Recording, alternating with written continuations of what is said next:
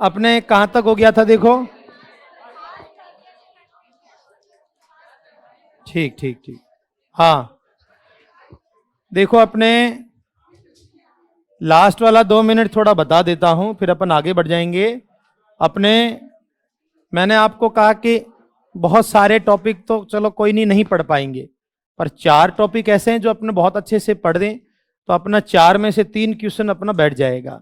बाकी word meaning तो खैर अलग करना ही है, जिसमें से एक तो हमारे हो गया था कौन सा, एक्टिव और पैसिव वॉइस। एक हमारा डायरेक्ट इनडायरेक्ट स्पीच हो गया था, और हमने स्टार्ट किया था क्या, टेंस शुरू किया था। ठीक है ना।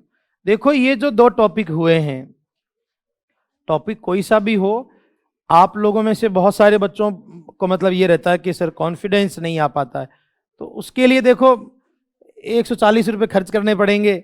दिशा की वो बुक ले लो जिसमें पिछले वर्षों के सवाल हैं, सीधा सा हिसाब है।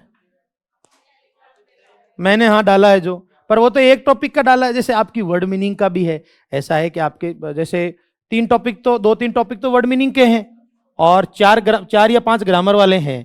तो 7-8 टॉपिक अगर 5-5 पेज की फोटोकॉपी कराओगे तो 140-35 की तो किताब ही आती है। मैं ये कहना चाह रहा हूँ।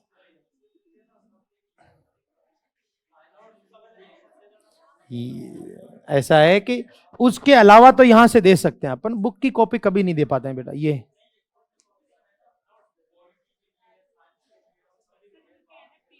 हाँ नहीं, अपनी तरफ से बनाए हुए तो अपन दे ही रहे हैं।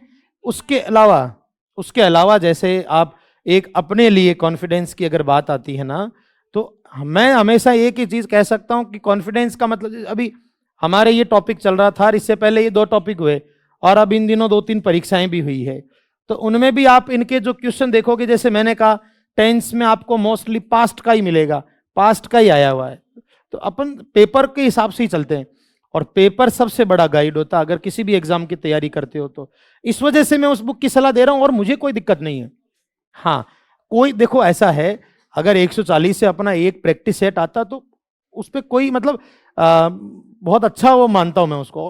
और जहां तक मेरा मानना है कि वर्ड मीनिंग ले लो, ग्रामर ले लीजिए, पिछले 10 वर्षों से नया कोई एक आध चीज आती, बाकी वही घुमा फिरा के चेंज करके आता रहता है। आप आराम से इसमें समय लेकर देख लेना। और आप लोगों के वो अभी न्यूज भी चल रही होगी, आप देख रहे होंगे आज, कि भाई जो फर्स्ट ग्रेड का है, सेकंड ग्रेड का है, इनकी जो पोस्ट खाली है उसकी काउंटिंग करवा के और अभ्यर्थना भिजवाने की बात चल रही है। तो अपन मान सकते हैं कि बहुत ज्यादा लंबा समय नहीं लगेगा। आपको पता सामने चुनाव है, तो चुनाव से पहले और नहीं तो एग्जाम ही करा दो। अब ज्वाइनिंग वाइनिंग की देखो कोई दिक्कत नहीं, बढ़िया पेपर हुआ, ज्वाइनिंग लेट दे देना, अपने कोई दिक्कत नहीं है, पेपर तो अच्छा होगा। तो ये जरूरी है। तो ये जो गवर्नमेंट है अगर अभी कुछ बढ़िया कर रही है तो हमें तो बढ़िया ही है भाई, अपने आप को अंदर से तो मोटिवेट कर ही सकते हैं कि यार कुछ तो आया इस बारे में। तो ये एक चीज है कि जरूर इस बारे में आजकल में या 5-7 दिन में जब संख्या आ जाए कि इस सब्जेक्ट के इतने पद खाली हैं, तो ये भी अपने लिए बहुत बढ़िया बात है। भाई अपने को अपने सब्जेक्ट की वैकेंसी का पता लग जाए कि मेरे सब्जेक्ट के 450 पोस्ट खाली, अरे वाह, फिर अपना काम बन गया। अपने आप के लिए भी तो बिना वैकेंसी के तैयारी करना थोड़ा दुविधा भरा होता है, लेकिन जब हमें पता है कि वैकेंसी की तैयारियां चल रही है तो खुद ही अपने आप से मोटिवेशन मिलता है कि नहीं यार अब अपने को पढ़ना चाहिए। तो वो जरूर आज इसके लिए गवर्नमेंट ने दिया है, बढ़िया। ये देखो किसी का काम बने तो सबसे पहली तो ये कि भाई अब तक क्लासें इरेगुलर रही, तो एक तो रेगुलर रहेगी क्लासें अपनी, चाहे 2 दिन लगे 5 दिन, अपना सिलेबस जितना कराना होगा बढ़िया अपना धीरे धीरे। प्लस कुछ वर्ड मीनिंग तो आपको लिखवाए जा रहा हूं, ये वाली भी। इसके अलावा के 200-200 300 वर्ड मीनिंग और भी मैंने कहा था आपको दूंगा, तो वो देकर क्लास में बता भी दूंगा कि इनको इस तरीके से याद कर लेना। जैसे लिखा हुआ दे दिया वो तो है ही है, पर जैसे कई बच्चे समझ नहीं पाते इनको कैसे क्या याद करना, तो वो मैं बता दूंगा आपको। अपना कोर्स होगा उस दिन ही अपनी क्लास हो जाएगी पूरी, ठीक है ना। हाँ, अपने टेंस की बात चल रही थी, और टेंस में देखो आपको मैंने कहा एक तो टेंस कौन सा है, पास्ट, एक अपने क्या हो गया, प्रेजेंट, और एक हमारे क्या है, फ्यूचर। ये है। अब देखो तीनों के 4-4 अलग अलग भाग थे, आपको याद हो तो कौन कौन से थे। एक तो क्या था, इंडेफिनिट, एक क्या था, कंटिन्यूज, एक क्या था इसमें, परफेक्ट, और एक इसमें क्या था, परफेक्ट कंटिन्यूस। ये थे अपने, देखो 4 थे। और मैंने कहा था इन 4 में से भी, मतलब टोटल तो 3 और तीनों के ही 4 टोटल कितने टेंस हो गए, 12 हो गए भाई। पास्ट के भी 4, प्रेजेंट के भी 4 और फ्यूचर के भी 4, यानी वैसे तो संख्या 12 हो गई। पर मैंने आपको कहा था 12 पूरे याद नहीं करो तो चलो कोई बात नहीं, पर 4-5 टेंस है जो आप थोड़ा ढंग से पढ़ लेना, ज्यादातर परीक्षाओं में उनके ही सवाल मिलेंगे।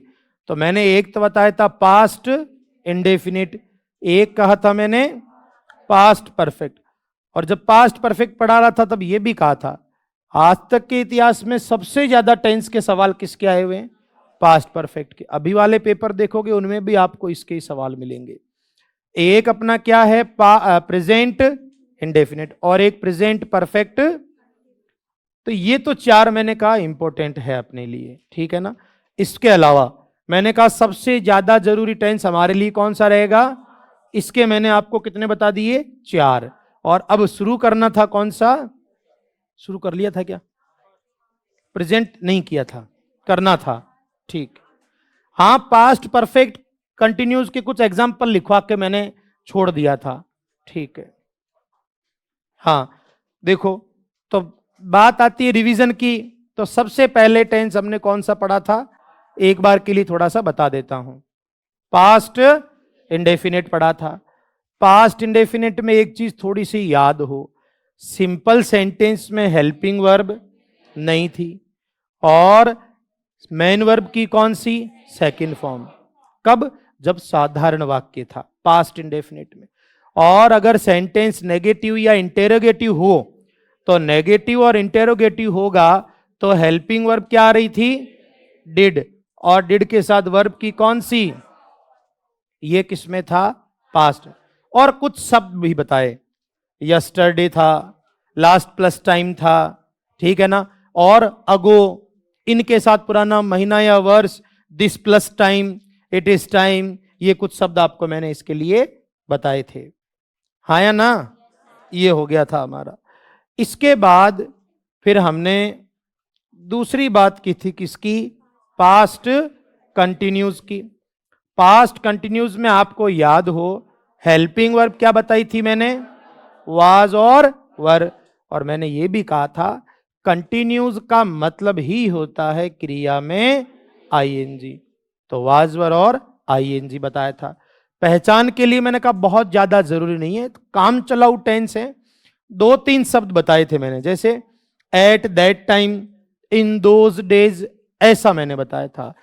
इसके अलावा हमारे लिए इसमें इंपॉर्टेंट चीजें याद हो आपको, मैंने कहा अगर 2 वाक्य किस किस से, व्हेन और वाइल से जुड़े हों तो उसको आप पास्ट इंडेफिनिट और पास्ट कंटिन्यूस में लिखते हैं। कुछ एग्जाम्पल मैंने जरूर आपको बता दिए थे। फिर बात की आगे देखो, फिर हम बात कर रहे थे पास्ट परफेक्ट की, ठीक है ना। तो पास्ट परफेक्ट का मतलब होता है हेल्पिंग वर्ब, तो क्या, इसका एक वचन बहुवचन से लेना देना नहीं है। और केवल परफेक्ट हैं कितने, 3, तीनों में ही मेन वर्ब की थर्ड फॉर्म आती है। और मैंने उस समय यह भी कहा था अब तक जितने भी टेंस के सवाल आए उसमें सबसे इंपॉर्टेंट कौन है, पास्ट परफेक्ट। ये हमेशा याद रख लेना, सबसे ज्यादा टेंसेस के सवाल आए हुए हैं तो वो पास्ट परफेक्ट के आए हुए हैं। और पास्ट परफेक्ट में यह भी कहा था कि सामान्य तौर पर एक वाक्य के लिए इस टेंस का यूज नहीं करते हैं, याद है क्या आपको। इसका यूज तभी करेंगे जब काम कितने हो रहे हो, 2, कितने काम, 2 काम हो रहे हो। और मैंने आपको उसमें यह भी बता दिया था कि अगर कोई भी कंजक्शन हो, चाहे व्हेन हो, चाहे आफ्टर हो, चाहे बिफोर हो, कोई भी कंजक्शन हो और अगर उसके साथ कितने वाक्य हो, 2 वाक्य हो, तो एक तो पास्ट परफेक्ट होगा और दूसरा पास्ट इंडेफिनिट। हाँ, ये हो सकता है कि पास्ट इंडेफिनिट के साथ ये ऑप्शन में नहीं दे रखा हो तो क्या कर लेना, कंटिन्यूस कर सकते हो। ये मैंने कुछ उदाहरण आपको कराए थे। अभी इन दिनों एमआरएस के पेपर भी हैं 2-3, एक एमआरएस पेपर की कॉपी तो मैंने ग्रुप में डाल ली है शायद, याद हो, एक के भी और डाल दूंगा, जो अभी इन दिनों पेपर हुए ये हमारे इसके इंग्लिश के क्वेश्चंस की बात कर रहा हूं, बाकी का मेरा कोई लेना देना नहीं है। करंट के पेपर के क्वेश्चन क्यों देखने जरूरी, कि वर्तमान में क्या क्या क्वेश्चन किस तरह के आ रहे हैं, ये मेरा मानना है। पेपर को हमेशा ही फॉलो करना चाहिए। तो भाई आपने पेपर दिया या नहीं वो कोई दिक्कत नहीं है, पर अपने साथियों से पेपर तो लो। जीके में क्या आया, अंग्रेजी में क्या पूछ रहे हैं, जो भी हो अपना सब्जेक्ट पे पकड़ तो तभी बनेगी। भाई जैसे मेरी रुचि इंग्लिश में है, तो मैं बिड़ते ही बच्चों से पेपर मांगता हूं, पेपर लाओ मेरे को, पेपर बताओ क्या क्या आया वहां नया। नया कुछ नहीं आता, 10 सवाल हैं, 8 पुराने आएंगे, दो दो नए छोड़ो, 8 पुराने तो हो। भाई मेरा ये टारगेट रहता है। इस वजह से मेरा पहला ओपिनियन यही है कि आप लोग अगर अंग्रेजी के 5 सवाल हैं और 5 में से अगर 4 करने की उम्मीद रखते हो, तो फिर आपको दिशा की किताब निकालनी है। करना कुछ नहीं, किताब निकाली, सवाल निकाली, एक टॉपिक पकड़ लिया। अपने अभी क्या चल रहा है, मान लो टेंस, घर गए, टेंस के उसमें 150 सवाल हैं, आज 10 सवाल कर लिए, 5-7 बढ़िया आ गए, 5-7 में अटक गए, उसको निशान बना के यहां लाओ क्लास में, और क्लास में 10 मिनट पहले छोड़ दूंगा तो मुझे पूछो सवाल। आपने कोई जल्दबाजी की जरूरत नहीं है। आप ऐसा परेशान हो कि पर्ची मत देखा, मतलब आपको लगता होगा ना पर्ची देने से, ऐसा चिंता नहीं करना। मेरे लिए आप प्रत्येक लेक्चरर हैं। क्यों? क्योंकि आप अगर उस फील्ड के लिए मेहनत कर रहे हो तो लेक्चरर हो आप, तो आप मेरे से पूछ लिया करो व्यक्तिगत, मैं जल्दी नहीं करूंगा। आपको कोई चीज पूछनी है, किताब लाओ। मैं पहले दिन भी आपको याद हो एक बात कही थी मैंने, कि आप किसी भी सब्जेक्ट कहीं से भी पढ़ रहे हो, मुझे कोई तकलीफ नहीं है, किताब लाओ। कुछ कमी आपने, जैसे कल परसों वाला पेपर अंग्रेजी के सवाल आए 10-12, अभी पिछले बैच में बच्चों ने धर लिया मेरे को 15 मिनट, उस चक्कर में लेट हो गया, मैं पकड़ लिया था वहां मेरे को, बोले सवाल बता के जाओ, तो मैंने कहा कोई नहीं बता देंगे, अपने क्या है। तो उनके कुछ बढ़िया सवाल सही हुए, कुछ बोले सर अभी थोड़ा एक्सपीरियंस की कमी है। मैंने कहा वो तो अब आप जितने पेपर दोगे प्रैक्टिस करोगे तभी आएगा। आप में से भी दिया कि किसी ने एमआरएस वाले, तो इंग्लिश की क्वेश्चन भी बढ़िया आए उनमें, तो वो अब देखो खैर वो तो तैयारी की बात है, पेपर होने चाहिए अपने पास। जो दिक्कत है, जो आपने किया है, उसको टीचर से पूछने में क्या बुराई है। अब पास होना नहीं होना तो अपने बाद में पता चलेगा। पास होने का तो आपको पता ही है, एग्जाम देते ही रिजल्ट हाथ में आ जाता है, सीए ये रिजल्ट है, तो पूछने की जरूरत नहीं पड़ती। हाँ, पास्ट परफेक्ट के बाद में हमने बात किसकी की थी, पास्ट परफेक्ट कंटिन्यूस की।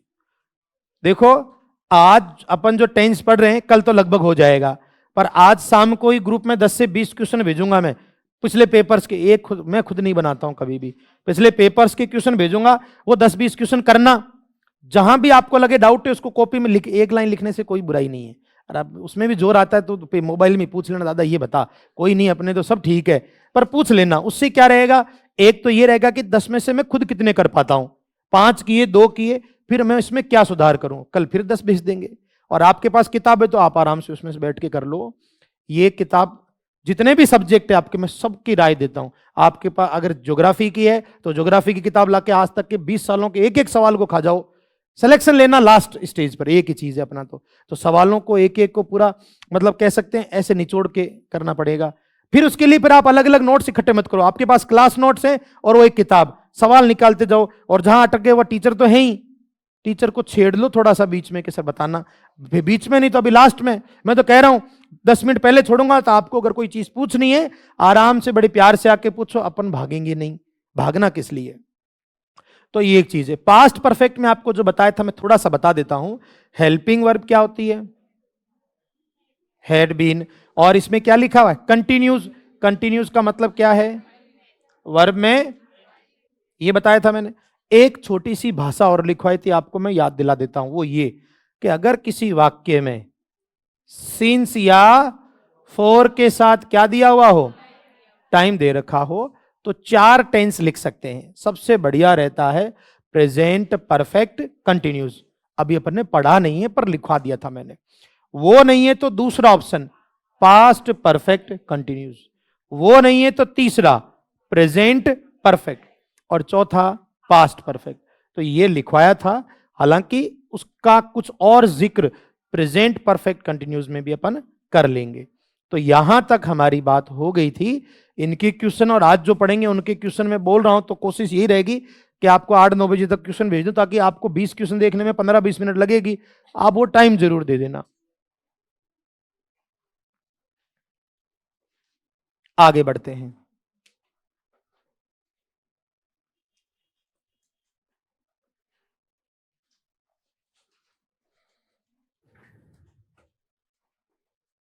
Present indefinite tense.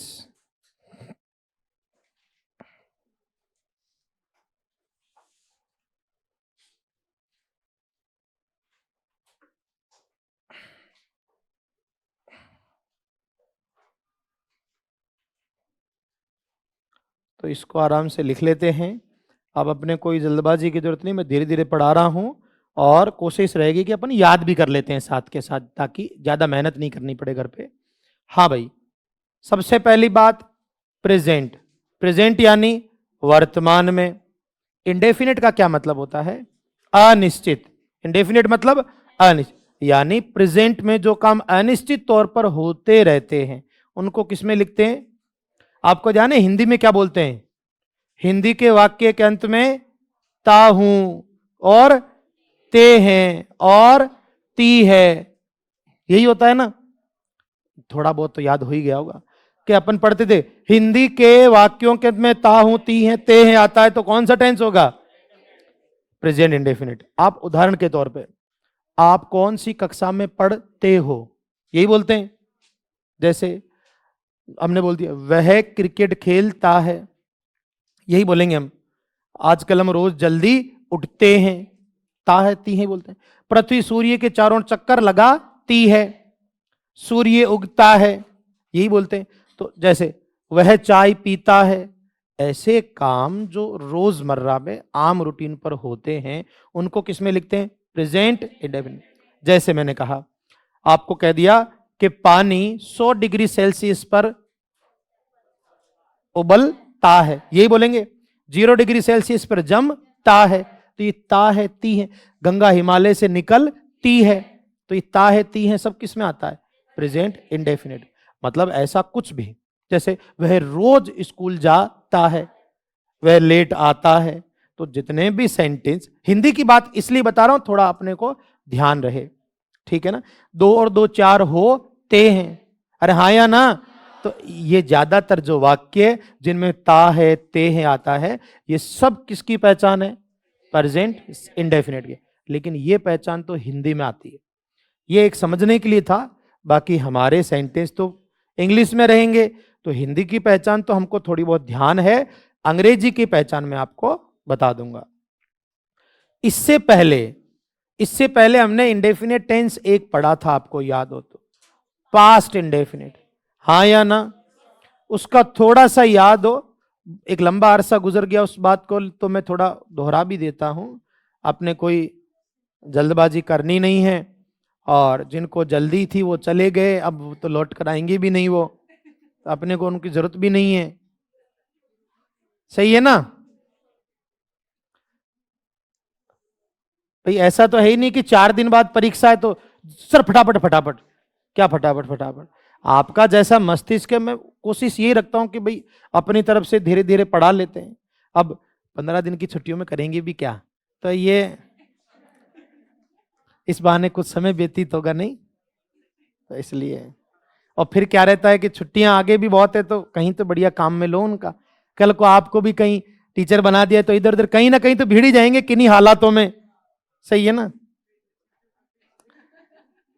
चला, हाँ, पास्ट इंडेफिनिट टेंस की यादें ताजा कर लेते हैं। मैंने पास्ट इंडेफिनिट में कहा था अगर वाक्य कैसा हो? सिंपल, तो हेल्पिंग वर्ब नहीं आती थी। किसमें? पास्ट इंडेफिनिट में। इसमें भी, इसमें मतलब किसमें? प्रेजेंट इंडेफिनिट में भी साधारण वाक्यों में हेल्पिंग वर्ब नहीं आती है। दोनों में समानता, पास्ट इंडेफिनिट में और प्रेजेंट इंडेफिनिट में साधारण वाक्यों में कोई हेल्पिंग वर्ब नहीं आती है। एक तो ये चीज। हां, अगर वाक्य कैसा हो या इनमें हेल्पिंग वर्ब आती है। आप अगर पास्ट इंडेफिनिट की बात करो तो पास्ट इंडेफिनिट में नेगेटिव इंट्रोगेटिव में हेल्पिंग वर्ब क्या थी? डिड। इसमें नहीं आती है डिड, वो तो पास्ट का है। इसमें क्या रहती जानते हो? डू और डज। और डू और डज का अंतर आपको याद होगा, शुरुआती समय में एक बात कही थी मैंने कि किसी भी वर्ब की फर्स्ट फॉर्म को बहुवचन मानो और जिस वर्ब में एस हो उसको एक वचन मानो। तो डू कब आएगी हेल्पिंग वर्ब? जब हमारा सब्जेक्ट क्या हो? बहुवचन। और डज कब आएगी? जब हमारा सब्जेक्ट क्या हो? सिंगुलर। ये हुआ। आगे बढ़ते हैं। आपको ध्यान हो, पास्ट इंडेफिनिट में, ये तो प्रेजेंट है, पास्ट इंडेफिनिट में हेल्पिंग वर्ब नहीं आती साधारण में, मेन वर्ब की क्या थी? उसमें थी सेकंड फॉर्म, और सेकंड फॉर्म का एक वचन बहुवचन से कोई लेना देना नहीं है। लेकिन यहां थोड़ी दिक्कत है। यहां साधारण वाक्यों में मेन वर्ब में ध्यान रखो, अगर एक वचन सब्जेक्ट हुआ तो वर्ब में क्या जुड़ेगा? देख लो, सिंगुलर में क्या आएगा? एस। और अगर हमारा सब्जेक्ट क्या हुआ? प्लूरल, तो वर्ब की कौन सी? कब? जब वाक्य क्या होगा? और डू डज जब लिख देते हो तो डू डज के साथ हमेशा वर्ब की कौन सी? फर्स्ट फॉर्म आती है। देखो बच्चों, एक चीज याद रखना कि ये जो सिंपल वाक्य और नेगेटिव इंट्रोगेटिव का जो ये भेद है, ये दो ही टेंस में परेशान करता है आपको। दो कौन कौन से हैं? पास्ट इंडेफिनिट और किसी टेंस में ये कोई लड़ाई नहीं है, सब में सामान्य रहता है। सिर्फ ये दो टेंस है, और दो टेंस काम में भी ज्यादा आते हैं। पास्ट इंडेफिनिट भी सबसे ज्यादा काम आता है और आम जीवन में, और प्रेजेंट इंडेफिनिट भी सबसे ज्यादा काम में आता है। इसको उदाहरण समेत समझा देता हूं, आप फिर बाद में लिख लेना। अपने को लिखने की जल्दबाजी पे ध्यान नहीं दे, अपने को याद करना है अभी तो। जैसे आप सिंपल वाक्य लिखते हो, वह स्कूल जाता है, तो हम क्या लिखेंगे? हेल्पिंग वर्ब तो आएगा नहीं बेटा, ही गोज टू स्कूल। भाई ही एक वचन था, हेल्पिंग वर्ब नहीं आया यार, एक वचन के कारण वर्ब में क्या जोड़ा? यही कर लिया। अगर मैं लिखता वे स्कूल जाते हैं, बहुवचन होता, तब क्या लिखते?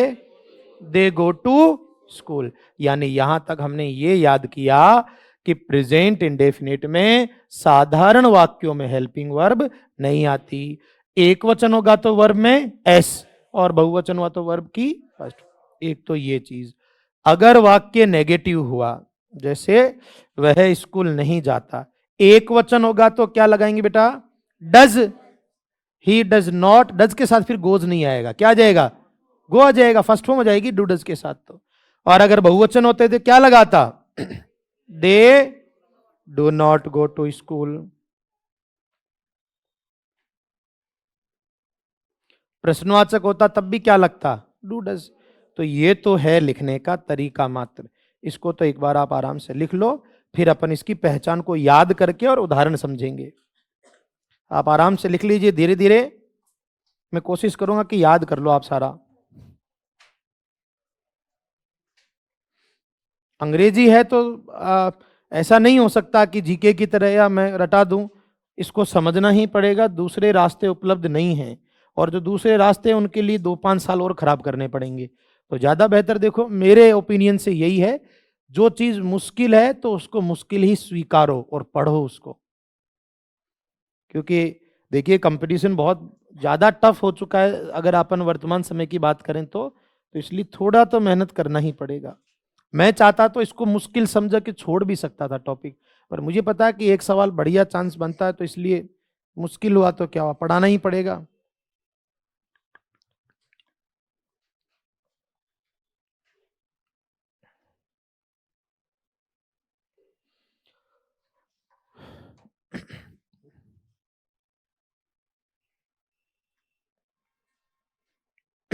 इसमें अभी जो बोर्ड पे लिखा हुआ है उसमें याद करने का इतना ही है कि प्रेजेंट इंडेफिनिट का मतलब होता है साधारण वाक्य में एक वचन के साथ वर्ब में एस और बहुवचन के साथ वर्ब की फर्स्ट फॉर्म, और नेगेटिव इंट्रोगेटिव में एक वचन के साथ डज और बहुवचन के साथ में डू।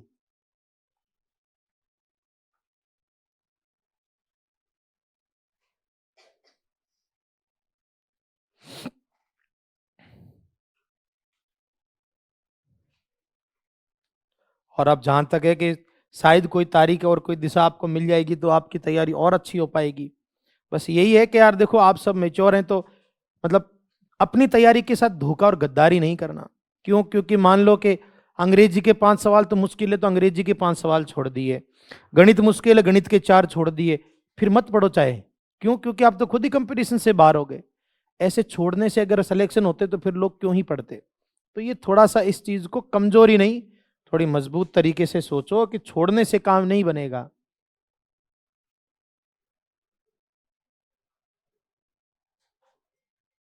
मैं आपको पढ़ाने का मटेरियल और कंटेंट उपलब्ध करा सकता हूं, मेहनत तो आपको ही करनी पड़ेगी।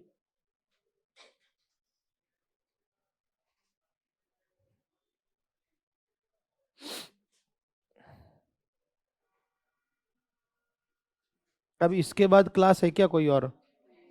चलो बढ़िया। भाई 2 घंटे का मतलब है कि ये 1.5 घंटे वाली तो ईमानदारी वाली पढ़ाई। 5 मिनट ठीक है डिस्कस कर लिया कोई चीज, पर कम से कम 1.5 घंटा तो बहुत अच्छे से पढ़ना है। चलिए, तो इसमें तो याद करने वाली चीज तो हो गई है।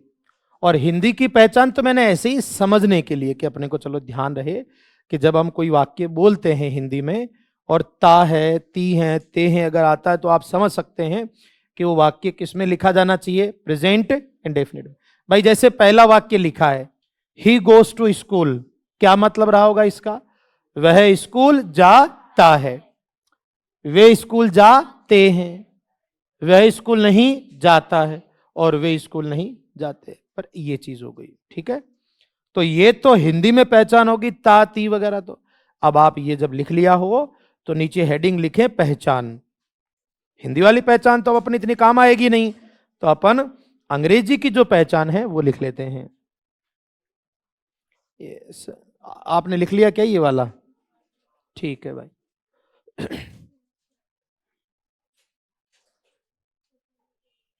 और मैं देखो बार बार सिर्फ, मेरा कोई उद्देश्य आपका कोई मोटिवेट करना नहीं है, पर मैं जो स्थितियां जानता हूं सिर्फ वही बोल सकता हूं कि आपको लगता है कि एजुकेशन से बढ़कर भी कोई आरामदायक जॉब है तो आप जीवन भर भटक लेना, अंततः इससे आरामदायक नौकरी कभी नहीं मिलेगी, कभी भी नहीं मिलेगी। आप और छुट्टियां आपको पता है खूब बढ़िया मिलती है। आपको बहुत बार तो खुद को ही पता नहीं चलता अपन कोई जॉब भी करते हैं क्या, क्योंकि छुट्टियां भी जैसे 13 दिन की हो गई होगी, आपको तो पता ही होगा। एक दिन बीच में शनिवार है, फिर संडे, तो 8 तारीख तक 15 दिन होते हैं। फिर 6 दिन बाद में फिर 5 दिन की और छुट्टियां हैं। भाई 14 तारीख का तो संडे है, और 15 तारीख की संक्रांत की कलेक्टर पावर की है। 16 का एक दिन साला थोड़ा गड़बड़ आ गया बीच में। 17 का गुरु नानक जयंती की फिर छुट्टी है। 18 का जरूर जाना पड़ सकता है। 19-20 का शिक्षक सम्मेलन है, और 21 का संडे। तो छुट्टियां फिर से 7 दिन की। अपने जाता ही क्या है इसमें। आज भाई साल में 6 महीने तो घर ही बैठे हैं, बाद में अरे भाई स्कूल खुलने वाले हैं कल, अरे यार नौकरी भी लगी हुई क्या, कोई नहीं तो लग चले जाएंगे। ये है चीजें। या तो 1 तारीख को महसूस होता है नौकरी का, तो ये हकीकत है, ये चीजें क्योंकि मैं फेस करता हूं, तो सिर्फ आपको, मेरा आपको बताकर सिर्फ यही कहना है। सच में आप बहुत बढ़िया है कि आपने समय पर बीएड करके आपने डिग्रियां हासिल, अपने लक्ष्य की तरफ बढ़ रहे हैं। बाकी जितनी भी नौकरियां हैं आप जीवन भर उन पर रिसर्च कर लेना। इससे आसान और आरामदायक नौकरी और इससे रिस्पेक्टेड नौकरी कभी नहीं मिलेगी आपको, जब मर्जी सर्च कर लें आप। तो मैं बार बार इसलिए कह रहा हूं क्योंकि देखो थोड़ी मेहनत तो मांगेगी ये। आपको लगता है कि इतनी बढ़िया जॉब है तो ऐसे ही मिल जाए, तो नहीं। बहुत सारे लोग टीचर से जलते हैं कि ऐसे ही सैलरी लेते हैं आपको, तो वो लोग ये नहीं देखते हैं कि ये बनने के लिए इसने कितना संघर्ष किया। इसको कौन देखता है? वो देखते हैं कि स्कूल में बैठा अखबार पढ़ रहा है, एकदम बढ़िया चाय वाय पी रहा है, उनको ये नजर आता है। पर इस शांति से चाय पीने के पीछे कई वर्षों की मेहनत है, ये नहीं देख पाते हैं। तो ये मेहनत कहाँ, ये आप मेहनत करोगे ना तब जाके वो आरामदायक स्थिति आएगी। फिर बाद में काम ही क्या है, स्कूल में नाम मात्र का काम रहता है, लेकिन वही चीज है। तो ये मुश्किल है टेंस, लेकिन इसको पढ़ना है। हमारा भी टेंस चल रहा है, संख्या कितनी? 5। 4 तो पास्ट के हुए, 5वां कौन सा? Present indefinite. प्रेजेंट इंडेफिनिट का मतलब है साधारण वाक्यों में हेल्पिंग वर्ब आती नहीं है। एक वचन हुआ तो वर्ब में एस, और बहुवचन हुआ तो वर्ब की फर्स्ट फॉर्म। नेगेटिव इंटेरोगेटिव हुआ, नेगेटिव इंटेरोगेटिव हुआ तो हेल्पिंग वर्ब पास्ट इंडेफिनिट में जैसे डिड आती थी, पास्ट इंडेफिनिट में डिड आती थी, वैसे ही प्रेजेंट इंडेफिनिट में एक वचन के साथ में डज, एक वचन में आता एस तो डज, और बहुवचन में डू आता है। ठीक है ये। और चाहे डू हो, डज हो, डिड हो या कोई मॉडल हो, इनके साथ हमेशा वर्ब की फर्स्ट फॉर्म आती है, ये भी आप याद रख लें। अब लिखो पहचान। तो पहले शब्द लिख लीजिए फिर बात करेंगे। जैसे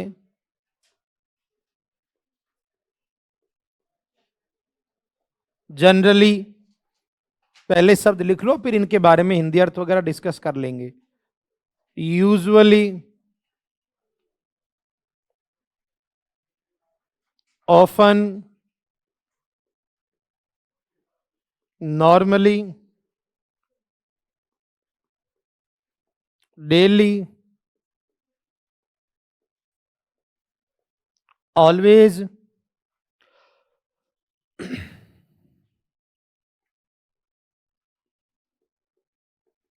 समटाइम्स। एक बार आपको सिर्फ लिखने हैं, इनके मीनिंग वगैरह सारे अपन डिस्कस करते हुए समझ लेंगे, बहुत ज़्यादा अंतर नहीं आता है इसमें। समटाइम्स के बाद में एवरी के साथ कोई भी समय दिया हो, every plus time, ever, frequently, once a plus, एक मिनट थोड़ा सा छोटा कर लेते हैं,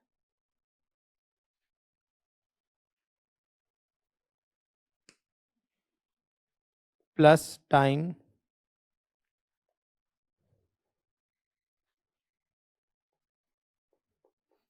ट्वाइस ए प्लस टाइम,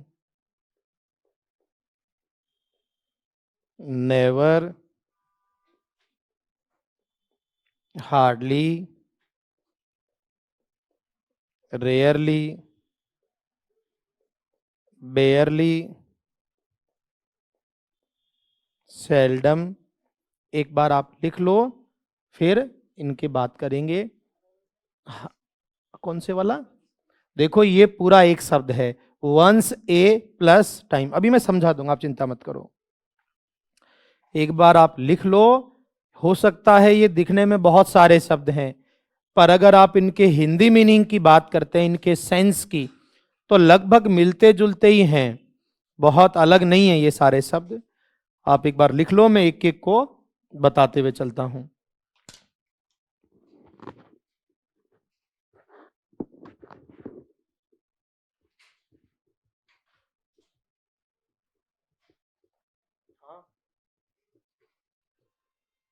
चलो मैं करूं।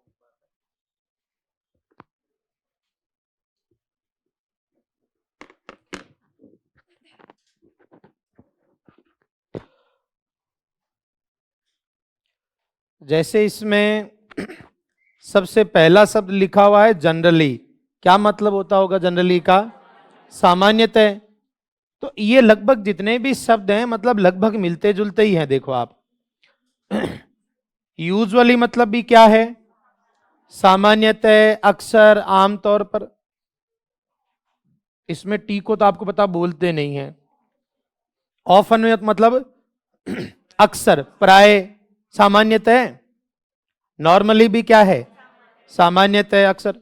हिंदी में सेम ही है, कोई फर्क नहीं है। डेली, रोजाना। आप इनको हिंदी में बोल लो तब भी हिंदी वही रहेगी इनकी।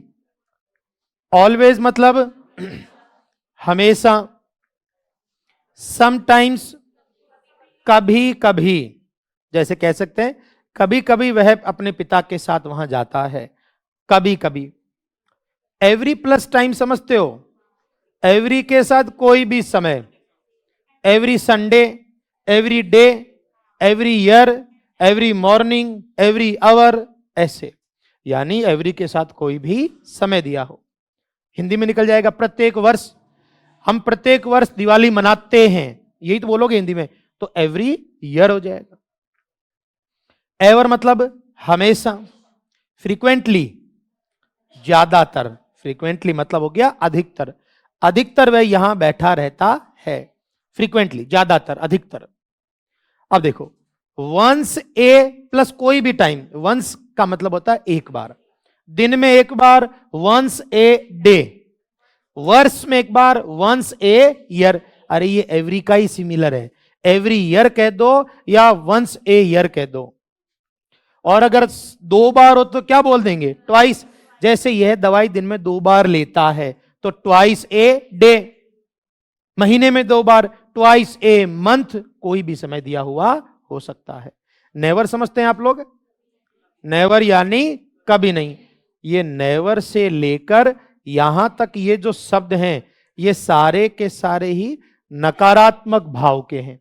जो काम बहुत ही कम बार होता है वह मुश्किल से ही कभी यहां आता है, तो वो मुश्किल से ही शब्द ये सारे एक ही मान के चलो आप, ये सारे नकारात्मक हैं।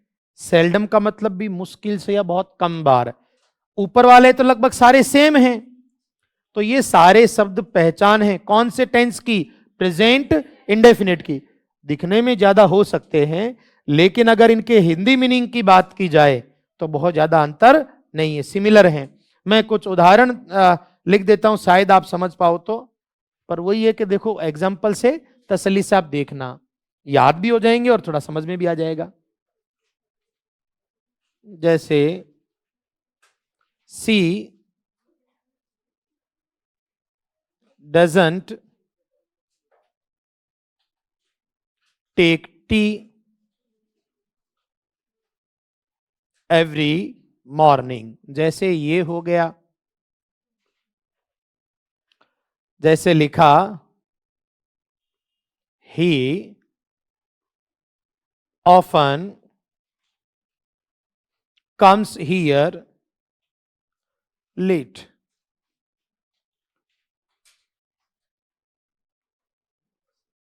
I always go there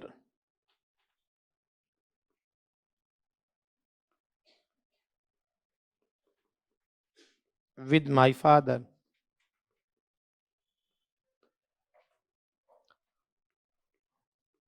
She hardly goes to school। तो जितने भी हैं आपको वो ध्यान रखना है। जैसे मैंने कहा he takes this medicine twice a day। दिन में 2 बार वह यह दवाई लेता है। तो ये सारे थोड़े अपने को ध्यान रखने हैं कि कोई सेंटेंस में अगर ये शब्द आते हैं, आप चाहे हिंदी में समझो कि अंग्रेजी में कि याद करो, करना पड़ेगा कि एवरी के साथ कोई भी समय दिया हुआ है या ऑफन लिखा है, ऑलवेज लिखा हुआ है, हार्डली लिखा हुआ है या ट्वाइस ए डे लिखा हुआ, ये सारे के सारे प्रेजेंट सिंपल, प्रेजेंट इंडेफिनिट को दर्शाते हैं। तो लिख लो इनको,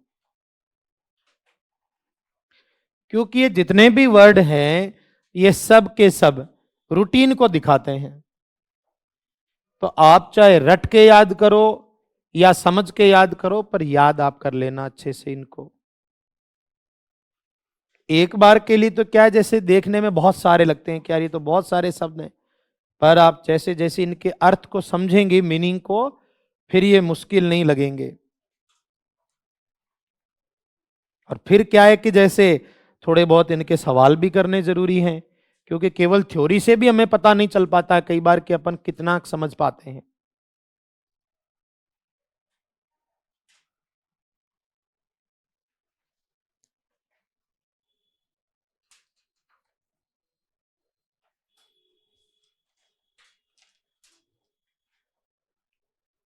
तो ये जो सारे शब्द आपको लिखे हुए हैं जनरली या यूजुअली, ये सारे वैसे संख्या के हिसाब से देखोगे तो मुश्किल लगेंगे, पर आप इनका अर्थ या सेंस समझ के करेंगे तो इतना मुश्किल नहीं लगेगा आपको। और थोड़ा बहुत मुश्किल लगता है तो यार देखो, आप वही बातें सीखोगे तो मुश्किलें तो आती ही आती है। कोई भी सब्जेक्ट में ले लो, ऐसे तो आपके लिए जो बच्चे साइंस फील्ड के नहीं हैं उनके लिए साइंस भी मेरे हिसाब से डरावनी होगी फिर तो। ऐसे तो छोड़ते छोड़ते थोड़ी गणित छोड़ दी, थोड़ी विज्ञान छोड़ दी, तो आपके रोल नंबर भी वो छोड़ देंगे, छोड़ दो इसको। ऐसे तो ये चीजें याद रखो।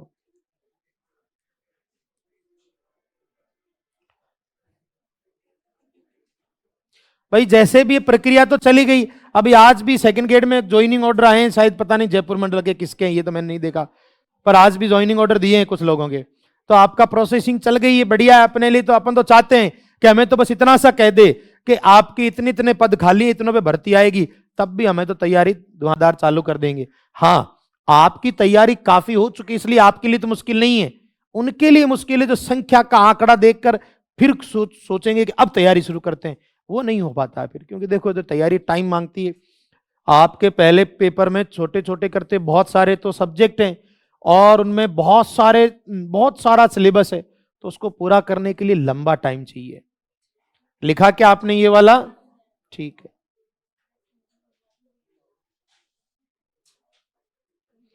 इसी में आगे कोई एक आध एग्जाम्पल रह जाता है तो उसके लिए दुखी नहीं हुआ करो, वो समझाने के लिए, और कोई दिक्कत नहीं। लिखो इसमें नीचे एरो करके लिखना, आप अपने प्रेजेंट इंडेफिनिट में नीचे एरो करके लिखो। लिखो सार्वभौमिक तथ्य, अंग्रेजी शब्द तो मैं बोर्ड पे लिख रहा हूं, अंग्रेजी में तो क्या कहते हैं? Universal fact.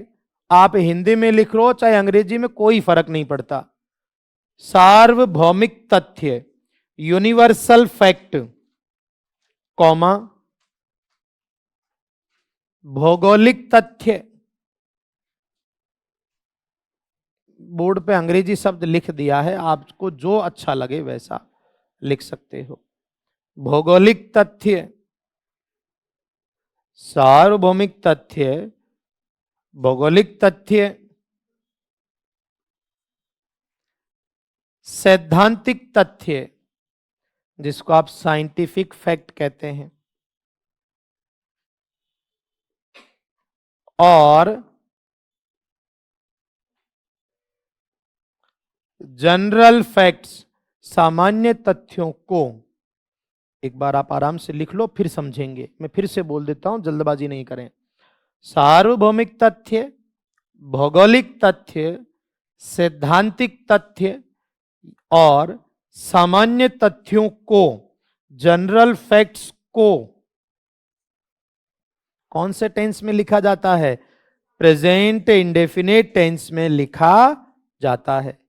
को प्रेजेंट इंडेफिनिट टेंस में लिखा जाता है। को प्रेजेंट इंडेफिनिट टेंस में लिखा जाता है। यानी इन सब को हम प्रेजेंट इंडेफिनिट टेंस में लिखते हैं। पहले एक बार लिख लो, फिर मैं हिंदी में समझा देता हूं, फिर इंग्लिश में कुछ उदाहरण आपको बता देता हूं। देखो यूनिवर्सल फैक्ट ले लिया, मान लो मैंने बताया जैसे सूर्य ईस्ट में उगता है, आप ता ही बोलते हैं, ठीक है ना? तो इस तरह के पृथ्वी सूर्य के चक्कर लगाती है, यही बोला हमने। तो ये कैसे फैक्ट हो गए? यूनिवर्सल। हम किस में लिखते हैं? प्रेजेंट इंडेफिनिट में। ज्योग्राफिकल फैक्ट कैसे हुए? ज्योग्राफिकल फैक्ट, गंगा हिमालय से निकलती है, यही बोलेंगे हम लोग भाई, ज्योग्राफी से रिलेटेड जो फैक्ट है। साइंटिफिक फैक्ट, अभी मैंने कहा एक लोहे की बॉल पानी पर नहीं तैरती है, पानी 0 डिग्री सेल्सियस पर जमता है। तो ये किसके फैक्ट है? साइंस के। और भी कोई जनरल फैक्ट, 5 में से 2 गए तो 3 बचते हैं, 2 और 2 4 होते हैं। भाई आप हिंदी में भी तो बोल सकते ना ये बात। तो आप ध्यान रखो, चाहे तो कोई यूनिवर्सल फैक्ट हो, ज्योग्राफी से रिलेटेड हो, विज्ञान से संबंधित, या कोई आम बोलचाल का कोई तथ्य हो, इनको हम कौन से टेंस में लिखते हैं? प्रेजेंट इंडेफिनिट में। जैसे आपने लिखा द सन, एक वचन, इसलिए क्या लिखते हैं? राइज या राइजेज? राइजेज, एक वचन है ना। The sun rises in the east, क्योंकि सूर्य एक वचन है तो ऐसा। तो राइजेज क्यों आया? क्योंकि प्रेजेंट सिंपल में लिखेंगे, एक वचन था, इस वजह से। जैसे हमने लिखा द गंगा स्प्रिंग्स, निकलती है फ्रॉम द हिमालयाज, हिमालय से निकलती है।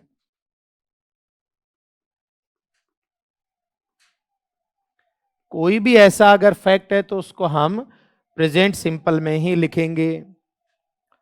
जैसे आपने कहा वाटर बॉइल्स, पानी उबलता है एट 100 डिग्री सेल्सियस पर। या आपने कहा एक लोहे की बॉल, एक लोहे की बॉल को कहते हैं एन आयरन बॉल, नहीं तैरती है पानी पर, ये साइंस का फैक्ट हो गया। डजंट फ्लोट ऑन वाटर, तो चाहे कोई साइंस से संबंधित फैक्ट हुआ।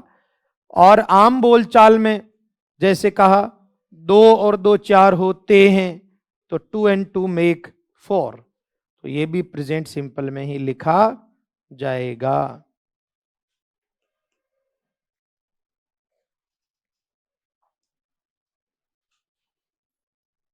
भाई जैसे ये है, तो ये भी विज्ञान का इफेक्ट है कि लोहे की बॉल पानी पर नहीं तैरती। अगर होता कि तेल पानी पर तैरता है, तो ये सारे साइंस के ही हैं। तो चाहे कोई यूनिवर्स का फैक्ट हो या फिर कोई भूगोल से संबंधित हो, कोई साइंस का हो या कोई भी एक फैक्ट हो, उसको सामान्यतः हम प्रेजेंट इंडेफिनिट में ही लिखते हैं। और प्रेजेंट इंडेफिनिट का मतलब मैं याद करवा चुका, साधारण वाक्यों में बिना हेल्पिंग वर्ब के प्लूरल के साथ फर्स्ट फॉर्म सिंगुलर के साथ एस या यस, जैसा कि सन के साथ क्या हुआ है, राइजेज। और अगर नेगेटिव इंटरोगेटिव हुआ तो डू डज और वर्ब की फर्स्ट फॉर्म।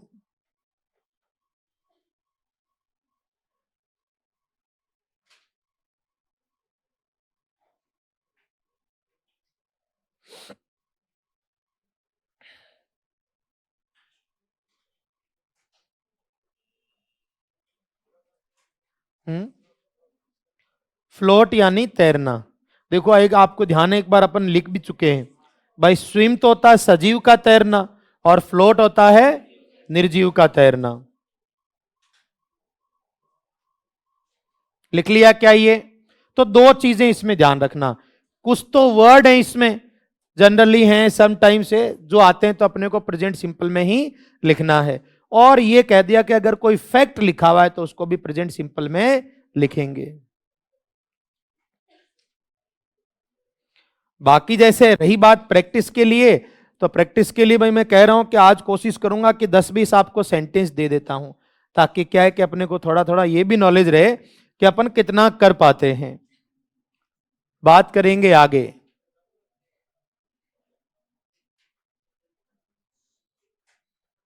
बहुत ज्यादा नियम रटने की बात तो नहीं करता, पर बेसिक चीजें तो देखो आनी ही चाहिए। प्रेजेंट कंटिन्यूस टेंस,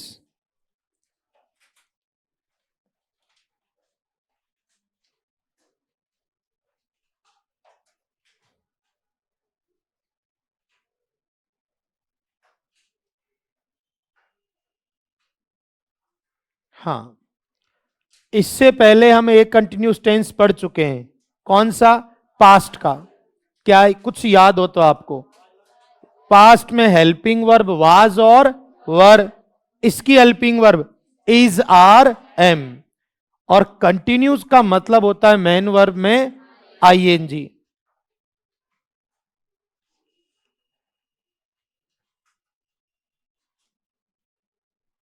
तो सबसे पहले तो हेल्पिंग वर्ब,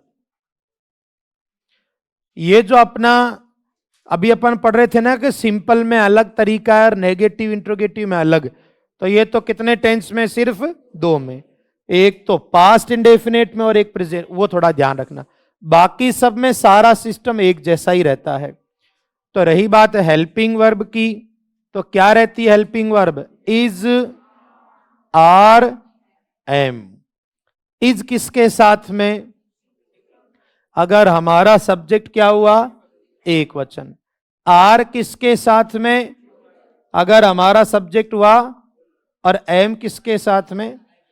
अगर पास्ट कंटिन्यूस की बात करें तो वाज और वर था, एक वचन के साथ तो था वाज और बहुवचन के साथ वर, यही था ना। और रही बात मेन वर्ब की, तो मेन वर्ब का क्या रहता है? वर्ब में क्या? आईएनजी। अच्छा हिंदी की क्या पहचान रहती है? वर्तमान में जो जारी है, रहा है, रहे हैं, रही है, ये सारा।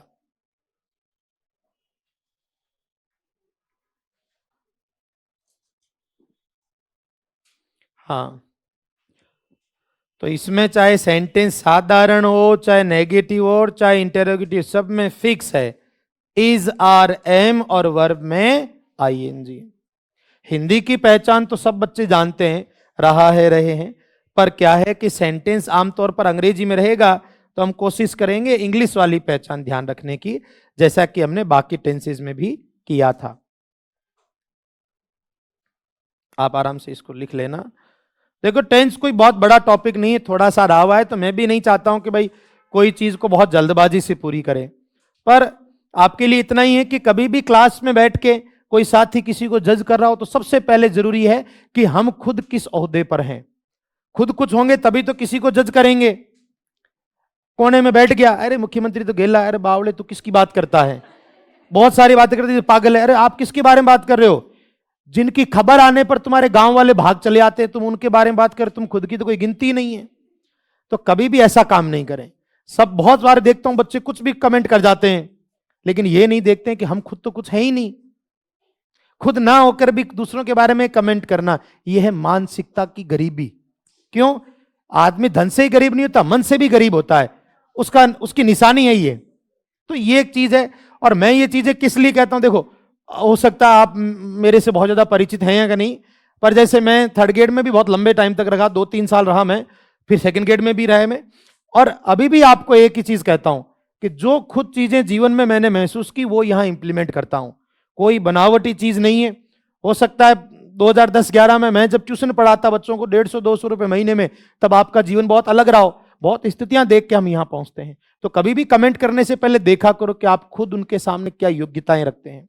और दूसरी बात, रही बात एबिलिटी की, तो आपको पहले दिन भी कहा और आज भी कहता हूं, आपके पास अंग्रेजी के जितने भी ग्रंथ हैं, आपको जितनी किताबें पढ़नी पढ़ो, पर पढ़ो भाई। अपना तो एक ही कहना, कुल मिला के अंत एक ही कि जिस दिन सिलेक्शन होगा, देखो मैं बहुत ज्यादा बच्चों से याद नहीं रखता हूं क्योंकि पढ़ाने के बाद भूल जाते हैं।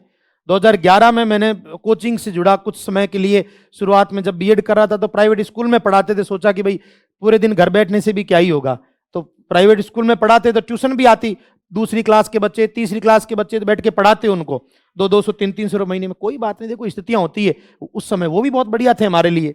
तो बहुत अच्छा लगा जब पहली बार 2000 रुपये फीस इकट्ठी हुई, तो जमा कराने गया बैंक में, तो क्या ऐसे एकदम 2000 रुपये आज अपने पास में, स्थितियां बदल जाती हैं। तो वो चीजें देखी है मैंने, तो वो आपको कहता हूं कि क्लास में जब आप बैठते हो तो आपका जो स्तर है ना, वो सच में, आप जब लेक्चरर की बात करते हो तो उसके लिए हमें मेंटली प्रिपेयर होना पड़ता है। छोटी सी चीज को, यार ये तो नहीं आया, ये तो मेरे से नहीं होगा, किसी भी सब्जेक्ट में, अंग्रेजी को छोड़ो साइड में, साइंस और मैथ भी तो होंगे, उसमें भी बहुत बार मन में आता, अंदर से आवाज आती, यार भाई ये तो नहीं होगा। वो पता क्या कहता है, अरे मरने दे तो नरेगा में ज्वाइन कर, वो ये कहता है। क्यों? क्योंकि ये तो हो नहीं पा रहा है, तो अंततः बचेगी क्या? नरेगा ही बचेगी। कम से कम दोपहर तक तो वहां पड़े रहेंगे, फिर घर पे आके पड़ जाएंगे। जीवन यही नहीं है भाई। तो ये चीजें खुद इसको बनाओ आप। और बार बार ये कहने का एक ही उद्देश्य, क्लास में 1-2 बच्चे आपको डिस्टर्ब करते हैं तो उन पे ध्यान नहीं देना। मैं भी नहीं रुचि लेता। क्यों नहीं रुचि लेता? क्योंकि अपने तो यहां मिनट काउंट हो रहे हैं, हमें क्या फर्क पड़ता कोई पढ़े कि नहीं। हमें उनसे फर्क पड़ता जो पढ़ते हैं, जो यहां बैठ के और अपने घर की राजनीति कर रहे हैं। अपने तो कर, तुम्हारे से तो अपना पेट चल रहा है। अगली बार वापस आना कोचिंग में, क्योंकि मैं पढ़ाऊंगा किसको पे, तुम्हारा सिलेक्शन हो गया तो तुम मेरा ध्यान रखते हो, ये बहुत अच्छी बात है, और मैं तुम्हारा ध्यान रखता हूं। मैं तो चाहता हूं तुम लगे रहो, बस लगना नहीं, सिलेक्शन नहीं होना। क्यों? क्योंकि तुम्हारा हो जाएगा तो फिर अगली बार कौन आएगा। और जो ईमानदारी से पढ़ रहा है उनके लिए ये कि दोबारा लौट के यहां नहीं आना, स्कूलों में ही मिलना। क्यों? क्योंकि सिलेक्शन चाहिए अपने को, मेहनतें दोबारा कभी नहीं हो पाएगी। एक ही बार पढ़ाई हो पाती। हमने भी जितने भी सिलेक्शन लिए 2-3 एक बार ही किया, पर हाँ वो जो सिलेक्शन लिया उसके पीछे एक ही, मजबूर थे तो सिलेक्शन। क्योंकि बाड़मेर पोस्टिंग मिली तो मैं सोचता था कि बाड़मेर से निकलने का एक ही तरीका है कि दूसरी नौकरी, क्योंकि थर्ड ग्रेड में तो ट्रांसफर होते नहीं है। तो जब ज्वाइन किया तो शाम को स्कूल में, जैसे सुबह ज्वाइन की हमने स्कूल, तो शाम को क्या होता था, उस कस्बे में बाहर के टीचर भी रहते थे अलग अलग कमरों में, तो सब मिलकर रोते थे शाम को एक साथ बैठ के। क्योंकि ये वास्तविकता है, जब कभी आप नौकरी ज्वाइन करेंगे, जब दूर का इलाका मिलेगा ना, तो वहां बैठ के ये हकीकत में ही है। तो मैंने जैसे क्या रहा होगा, 3 अप्रैल 2018 में मैंने थर्ड ग्रेड में ज्वाइन किया बाड़मेर में, तो बाछड़ाऊ में ज्वाइन किया था मैंने। खेमपुरा स्कूल थी, जीयूपीएस खेमपुरा, अभी तो खैर सीनियर सेकेंडरी स्कूल हो गई है वो। अरे तो सुनो मेरी बात, तो वहां स्कूल ज्वाइन की तो समस्याएं बड़ी, क्योंकि जयपुर से जुड़ा हुआ था मैं, यहाँ कोचिंग्स में पढ़ाते हम लोग। तो सिलेक्शन तो ऐसे हो गया कि 2012 में आरटेट दिया था मैंने। उस जमाने में नए नए आए थे ये ऐसे, तो आरटेट दे दो सिलेक्शन हो जाएगा, वो परीक्षा है, क्या बोलते हैं उसको, एबिलिटी टेस्ट है, सिर्फ ऐसे करके ले लिया था हमसे 2012 में, 11 में भी दिया था मैंने, 12 में भी दिया मैंने। तो उसके आधार पे 2016 में फॉर्म भराए थे। तो मेरे फादर ने फॉर्म भरे, क्योंकि मेरे फादर भी गवर्नमेंट टीचर हैं। तो उन्होंने कहा कि पढ़ता तो वैसे भी नहीं है, क्योंकि मैं कोचिंग्स में पढ़ाता था, तो अपनी अंग्रेजी के अलावा मैंने कुछ पढ़ा भी नहीं, और मेरी रुचि भी नहीं है किसी सब्जेक्ट में। अपनी आज भी है, घर पे किताबें भी अंग्रेजी की मिलेगी, दुकान पे भी जाता हूं तो अंग्रेजी को, क्योंकि अपना इंटरेस्ट एक ही चीज में। आपने भी देखा होगा, आप किसी सब्जेक्ट में अच्छे हैं तो आपको भी वही पढ़ना अच्छा लगता है। तो मेरा भी शुरू से यही पैशन रहा। तो ये सोच के तो शाम वहां जो टीचर होते थे, तो हम उनको लगा कि यार ये टिकने वाला आदमी डर रहा है, तो शाम को फिर बाहर के जो टीचर होते थे उनके कमरों पे ले जाके हमको दिखाते थे कि तुम तो आज आया है, ये देख 15 साल से यहाँ रह रहा है, कि इनको हकीकत में ही है। मेरे साथ में थे रमेश जी सैनी, वो 14 साल हो गए उनको, आज 15वां साल चल रहा है, अभी भी वही है वो। तो वो मेरे को एक ही बात कहते थे कि सर अगर आप एबिल हैं, आप आज पढ़ लो, सिलेक्शन ले लो, थर्ड ग्रेड में ना तो ट्रांसफर होना है, ना इससे जीवन बदलेगा। आटा लगाते हुए बोल रहे थे वो, हालात बहुत गंभीर थी वो। तो और मैं एक एक का प्रैक्टिकल एग्जाम्पल, मेरे पास सारे फोटोज उस समय के सब लोगों की वो चित्र याद है मुझे, मैं देखता हूं, मुझे पता है कि ये चीजें हैं जिनको देखकर मैं मोटिवेट होता हूं। तो उन्होंने मुझे एक ही चीज कही, सर मैं 14 साल हो गए मुझे यहाँ, मेरे घर वालों के अलावा मुझे अब लोग जानते नहीं है ज्यादा, कारण क्योंकि गांव जाना ही नहीं हो पाता। तो ऐसा कुछ मत करो जिससे हमारा जीवन ही हमारे खत्म हो जाए। गांव बुरा नहीं, क्षेत्र बुरा नहीं, पर अपना क्षेत्र से अगर दूरी आपकी 500 किलोमीटर से ज्यादा है तो वो नौकरी नहीं है। तब जाके फिर मैंने वापस बढ़िया तैयारी की, फिर अपन सेकंड ग्रेड में टॉपर रहे। तब समस्या होगी कि जयपुर ओपन नहीं किया, तो कोई नहीं, मैंने कहा और नहीं तो जहां से जन्म है हमारा नागौर, मैंने कहा वहीं चले जाते हैं। तो फिर मैं उधर चला गया ऐसे करके। तो अभी और भी बात करेंगे आगे, पर यह है कि स्कूलों में बहुत लंबा समय बहुत ज्यादा संघर्ष करते, और स्कूल का सारा काम, पिछले स्कूल में जहां मैं था तो वहां एलडीसी नहीं था, तो सैलरी बनाना, ऑफिशियल सारे सर्विस रिकॉर्ड रखना, सारा काम मैंने किया। तो मुझे ऐसे टिप्स पर याद है कब क्या करना, किसकी सैलरी कितनी, किसका परसेंट कितनी कटौती, कितना टैक्स लगना। काम करते हैं तो इसलिए जुड़ाव रहता है स्कूल से। और आप लोगों को भी यही कह रहा हूं, इससे आसान और इससे शानदार, इससे रेस्पेक्टेबल नौकरी उपलब्ध नहीं हो पाएगी आपको। आप देखेंगे चुनाव में ये एसडीएम वेसडीएम को कोई नहीं बख्शता, बहुत बुरा झाड़ते हैं, मैं देखता हूं बहुत सारी बार। अपने लिए कोई दिक्कत नहीं है, अपने को ना तो कोई कहता ना कोई। और एजुकेशन में सबसे बड़ी बात, गैप नहीं है ऑफिसर में और कर्मचारी में, बहुत गैप। कोई डीओ भी आता तो हमें कोई फर्क नहीं पड़ता, नहीं तो कांस्टेबल के सामने हेड कांस्टेबल सर ऐसे हो जाते हैं। अपने तो सारे ही बराबर ही हैं, ये वास्तविकता है। तो ये बार बार बताने के पीछे एक ही किस्सा, आप लोग अपने लिए खड़े हो। यहां आपका दोस्त आ रहा है कि जा रहा, अरे वो अपना कैरियर अपने साथ रखेगा, आपको नहीं रखेगा वो। तो जो दोस्त आते जाते हैं उन पर रुचि मत लो, अपन अकेले योद्धा हैं, लास्ट तक लड़ेंगे और लड़ते जाएंगे, नहीं लड़ेंगे तो जीतेंगे कैसे। तो इसलिए एक एक चीज को दिमाग में रख लो। हमने अभी तक टेंस पढ़ा कितना आज के दिन में, एक प्रेजेंट इंडेफिनिट। प्रेजेंट इंडेफिनिट में साधारण वाक्यों में हेल्पिंग वर्ब नहीं आती। सिंगुलर में अगर सब्जेक्ट सिंगुलर है तो वर्ब में एस या ईएस लगा दो, कोई दिक्कत नहीं। और प्लूरल हुआ तो वर्ब की फर्स्ट फॉर्म आती है। एक तो ये चीज हो गई। अगर सेंटेंस नेगेटिव या इंटेरोगेटिव हुआ तो हेल्पिंग वर्ब एक वचन के साथ डज और बहुवचन के साथ डू। देखो डू डज में भी वही किस्सा, एक वचन में डज क्योंकि एस आता है, और बहुवचन के साथ क्या, डू। और डू डज के साथ वर्ब की कौन सी, फर्स्ट फॉर्म। और शब्द याद करा दिए मैंने, याद करा दिए, वो ऐसे याद नहीं रहेंगे, अपन जैसे घर पे सेंटेंस करेंगे ना तो याद हो जाएंगे। अब बात करते हैं इसके बारे में।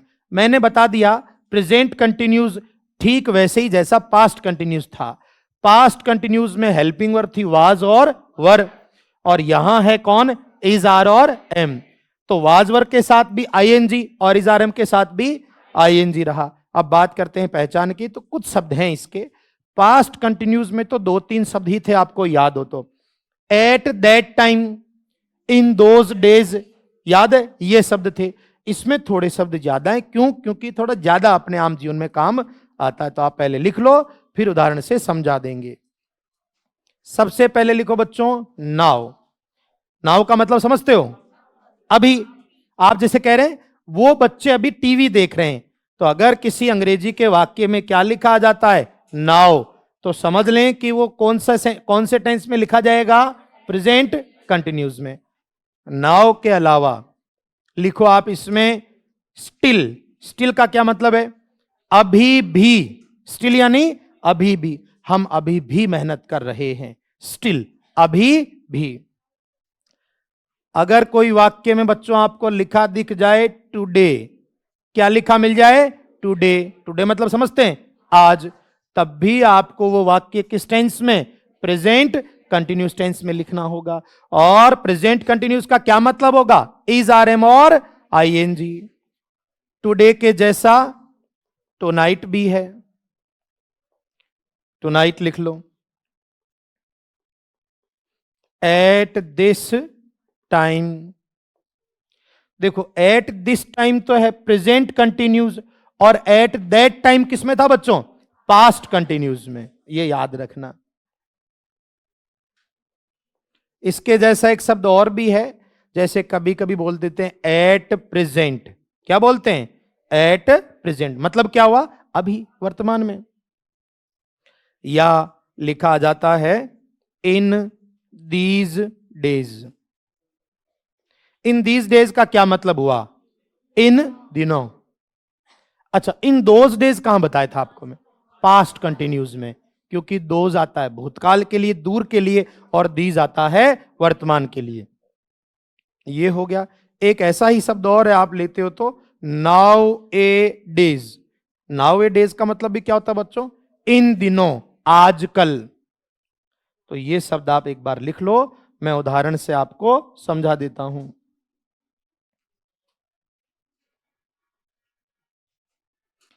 जैसे हम लिख देते हैं आई एम टेकिंग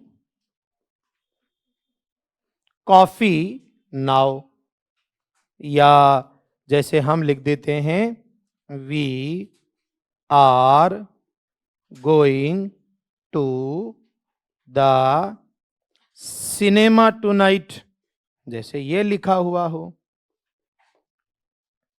या फिर हम लिख देते हैं we are living in Jaipur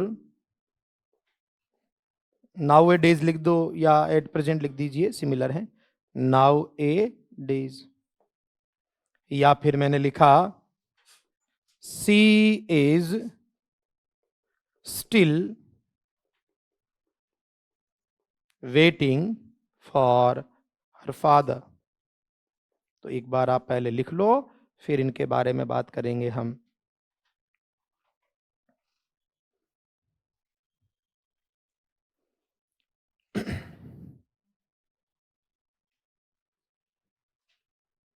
तो इन वर्ड्स का आप हिंदी मीनिंग के हिसाब से देख लोगे, तब भी काफी आपको समझ में आ जाएगा। और याद करना चाहो कि नहीं भाई याद कर लेंगे, तो उस हिसाब से देख लीजिए आप लोग। मैंने अपने ग्रुप में EMRS का एक पेपर तो भेज दिया था, इंग्लिश की क्वेश्चन एक का मैं अभी PDF लाया हूं किसी बच्चे से, तो वो भी आपको भेज दूंगा, ताकि ध्यान रहे कि अपने अपने जो टॉपिक है उसके वर्तमान में क्वेश्चन किस तरह के आ रहे हैं, और कोशिश करूंगा उनके आंसर भी भेज दूं। और आप तो अपने चुपचाप बढ़िया पढ़ते जाओ, सबको ये कह दो कि अपने पढ़ाई छोड़ दी है, यही हकीकत है, यही हकीकत रहेगी। अपनी मेहनत करते जाओ, और बाकी सबको कह दो अपन ने पढ़ाई छोड़ दी। मैं तो वैसे ही जाता हूं कोई दुकान पे काम करने, आप लड़कियां भी यही बोल दो कोई ऑफिस ज्वाइन कर लिया है, बस ना धो के निकला करो। अरे जो कर रहा हूं, ऐसा है कि किसी को ज्यादा दिखाने की जरूरत नहीं है, नहीं तो कहीं क्या कोई दिखाता है तब और भाई साहब पढ़ रहा है ये, छोड़ो, मना कर दो कि अपन ने छोड़ दी है पढ़ाई, सिलेक्शन के चांस बढ़ जाएंगे भाई, बाकी तुम्हारी मर्जी। हाँ भाई, तो ये कुछ उदाहरण हैं। और आपके जो भी डाउट हैं, मैं 10-5 मिनट यहां रुक जाऊंगा, आप आराम से पूछ लेना, कोई भी उलझन हो तो। अपने कोई हड़बड़ाहट नहीं, बिना कोई घास काटे धीरे धीरे अपने 3-4 दिन की जो क्लास है बढ़िया तसल्ली से पूरा कराएंगे, कोई एक दिन और ले लेंगे, ज्यादा कम पड़ेगा तो। चलिए, लिखा क्या आपने ये सारा? ठीक भाई, जैसे आपने लिखा at this time, at this time का सेंस क्या रहता है? इस समय। तो आप जो काम इस समय कर रहे हैं वो वैसे ही कौन से टेंस में हो जाएगा? प्रेजेंट कंटिन्यूस में। ठीक, बढ़ते हैं आगे।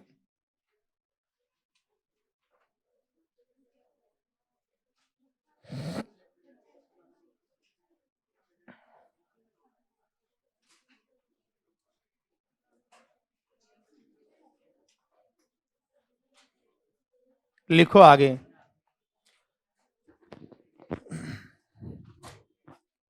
Present perfect tense.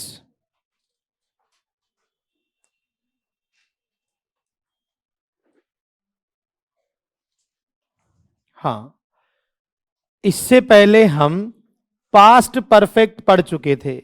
आपको थोड़ा ही याद हो, पूरा तो नहीं, लेकिन फिर भी हेल्पिंग वर्ब क्या थी पास्ट परफेक्ट की? हैड। क्या थी? हैड। और आपको यह भी बताया था केवल परफेक्ट कितने? तीन।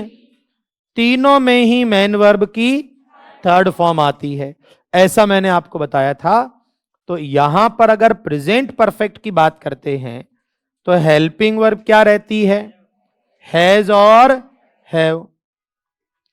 हैज का मतलब एस आ रहा है, यानी कब आएगा? जब सब्जेक्ट कैसा हो? एक वचन। और हैव कब आता है? जब सब्जेक्ट कैसा हो? बहुवचन। और हैज और हैव हो चाहे हैड हो, हमेशा जो है वर्ब की कौन सी फॉर्म आएगी? थर्ड फॉर्म आती है। अच्छा, इसकी हिंदी में पहचान ध्यान है किसी को? थोड़ा बहुत याद हो तो। हम ऐसे पासबुक में लिखा रहता था चुका है, चुकी है, चुके हैं। प्रॉपर अगर उपयोगिता की बात करो, खाना खा लिया है, कपड़े धो लिए हैं, बच्चे बाहर जा चुके हैं, यानी जो काम अभी वर्तमान में ही पूरा हुआ है। ठीक है ना? तो ये तो बातें हैं हिंदी के संदर्भ में बात करें तो। ठीक है ना? जैसे आपने कह दिया नहीं भाई मैंने चाय पी ली है, तो वो चुका है यूज नहीं करने के बजाय आपने पी ली है लिख दिया है, बात तो एक ही है। तो सिंगुलर के साथ हैज और प्लूरल के साथ में हैव, पर क्योंकि हिंदी में सेंटेंस नहीं रहता है तो हमको तो पहचान ही याद करनी पड़ेगी, तो वो पहचान इसकी इंपॉर्टेंट रहेगी। तो भाई परफेक्ट का खुद का हिंदी अर्थ भी क्या रहता है? परफेक्ट यानी पूरा। आपने कोई काम पूरा कर लिया हो वो इस टेंस में आता है। जैसे कह दिया भाई नहीं सर सारे बच्चे आ गए हैं, तो वो किस में जाएगा? प्रेजेंट परफेक्ट में। और रही बात कुछ शब्दों की, तो जैसे now, still, today, tonight, at this time, ये सब तो किस में थे? प्रेजेंट कंटिन्यूस में। इसमें क्या रहते हैं इनको भी अपन याद कर लेते। जैसे सबसे ज्यादा बार आता है वो शब्द क्या है? जस्ट। जस्ट का मतलब जानते हैं? अभी। जो काम कब हुआ है? अभी अभी। कि वो जस्ट ही पहुंचा है, तो एक तो क्या हो गया? जस्ट। लिखते चलो, इनके हिंदी मीनिंग अगर किसी को दिक्कत है तो बताते हुए चल रहा हूं, और फिर इनके बहुत सारे एग्जाम्पल भी आपको मैं लिखवा दूंगा। एक इसके जैसा ही के जैसा कभी कभी कुछ बुक्स में जस्ट नाउ भी लिख देते हैं। केवल जस्ट दे रखा हो या जस्ट नाउ, दोनों ही ठीक है। थोड़ा सा यहां उलझना नहीं, केवल नाउ नहीं है, ये क्या लिखा है? केवल नाउ कौन से टेंस का? प्रेजेंट कंटिन्यूस का है। जस्ट नाउ है ये। एक शब्द है इसके साथ में यट। क्या मतलब होता है यट का? अभी तक। यट का मतलब होता है अभी तक। वे अभी तक यहां नहीं पहुंचे हैं, तो यट मतलब क्या हो गया? अभी तक। यट। अगर किसी सेंटेंस में लिखा हो ऑलरेडी, ऑलरेडी का क्या मतलब बच्चों? पहले से ही। हमने पहले से ही नाश्ता कर लिया है, पहले से ही। ऑलरेडी यानी कोई काम पहले से ही कंप्लीट है, ऑलरेडी। एक शब्द देखो रिसेंटली। रिसेंटली यानी अभी अभी, भाई इन्हीं दिनों में भी, हाल ही में। एक रिसेंटली का बिल्कुल सिमिलर शब्द और है लेटली, इसका भी मतलब वही होता है अभी हाल ही में।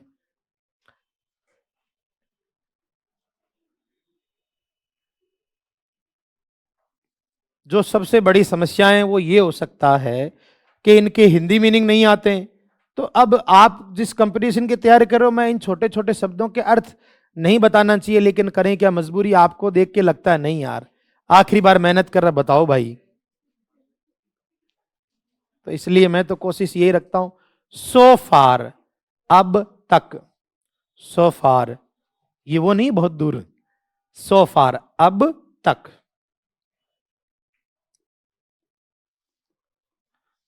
To now. बच्चों ध्यान रखना, अप टू का मतलब होता है तक, अब तक। अप टू नाउ मतलब अब तक। एक इसी का सिमिलर और है, अप टू प्रेजेंट। क्या है? Up to present. Up to present, अब तक।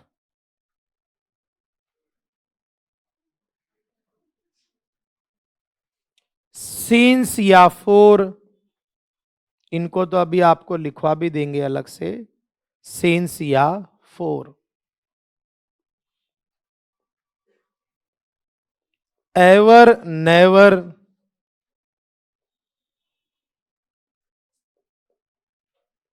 दिस के साथ कोई भी टाइम। अभी एक एक को समझा दूंगा, आप एक बार लिख लो सिर्फ। पहले भी आए हुए हैं, अभी मैं बता दूंगा, आप चिंता मत करो। देखो सिंस और फोर का तो अभी इसमें लिखवाऊंगा। ये एवर नेवर बहुत वर्षों पुरानी बात नहीं है। अभी आपको एक टेंस पढ़ा रहा था मैं, जिसका नाम था क्या? प्रेजेंट। उसमें बताए थे कि नहीं पहचान में? ये दोनों टेंस में सही हैं। आप एवर नेवर को चाहे तो प्रेजेंट परफेक्ट में लिख दो और चाहे प्रेजेंट इंडेफिनिट में, दोनों ही ठीक है। ऑप्शन दोनों एक साथ नहीं देगा। ये याद करो, दिस प्लस टाइम किस टेंस में लिखवाया था? दिस मंथ, दिस मॉर्निंग, ये आपको लिखवाया था मैंने किसमें था? पास्ट इंडेफिनिट में। ध्यान रखें, दिस प्लस टाइम पास्ट, देख लो चाहे तो मैंने लिखवाया कि नहीं। This plus time past indefinite में भी आता है और प्रेजेंट पर, जैसा हो ऑप्शन में दोनों कभी साथ में नहीं देगा। मैं भी समझा भी दूंगा उदाहरण से, तो ये भी आप याद रख लेना जब भी कभी ऐसा लिखा हो। इसके अलावा अगर कभी लिखा मिल जाए इट या दिस में से कुछ भी, इज द फर्स्ट लिखा हो, सेकंड लिखा हो, थर्ड लिखा हो और आगे लिखा हो टाइम, इसको ऐसे लिखना, इट या दिस में से कोई भी हो सकता है। This is the first time, this is the second time, this is the third time, it is the first time, ऐसा कुछ भी लिखा हो। ये सारी की सारी पहचान है प्रेजेंट परफेक्ट की। पहले लिख लो, फिर एक एक को मैं समझा देता हूं। मानता हूं कि पहचान ज्यादा है, ज्यादा है तभी तो बच्चों की भीड़ कम होगी। दो चार ही होते तो सब याद कर लेते, फिर सबका सिलेक्शन थोड़ी होता है ऐसे। तो इसलिए सारे लिख लो।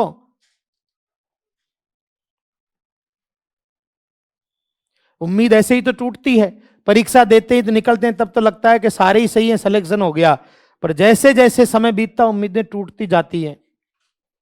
घर पे जाके किताबों में देख लेते हैं तो कुछ उम्मीदें टूट जाती है, कुछ यार दोस्त बस में ट्रेन में बताते हैं तो कुछ उम्मीदें टूट जाती है, और बची कुछ उम्मीद आंसर की तोड़ देती है।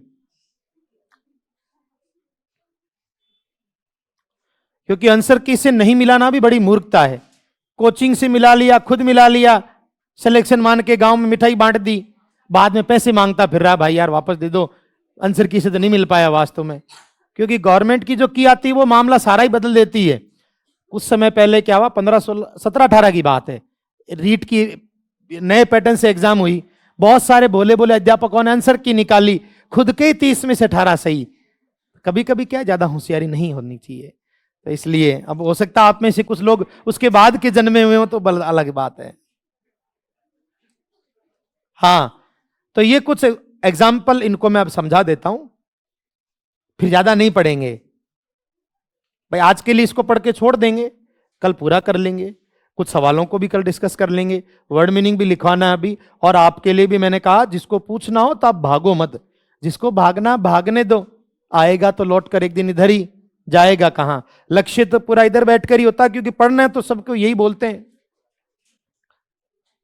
हाँ, आपका कोई दोस्त भाग रहा तो बोलो भाग तो क्या करेगा, वैसे ही पढ़ के तेरे वैसा ही नहीं हो रहा तेरा। देखो जैसे he has just come here, वह अभी अभी जस्ट यहां आया है, तो जैसे ये हो गया। The bus has already left for Delhi, जैसे ये हो गया, या मान लीजिए लिख दिया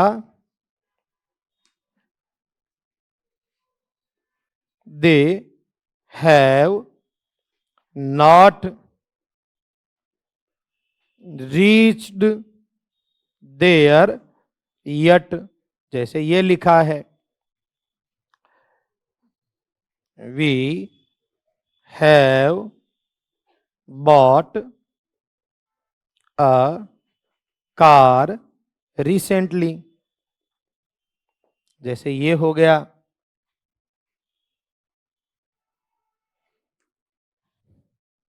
बाकी he has come here this morning,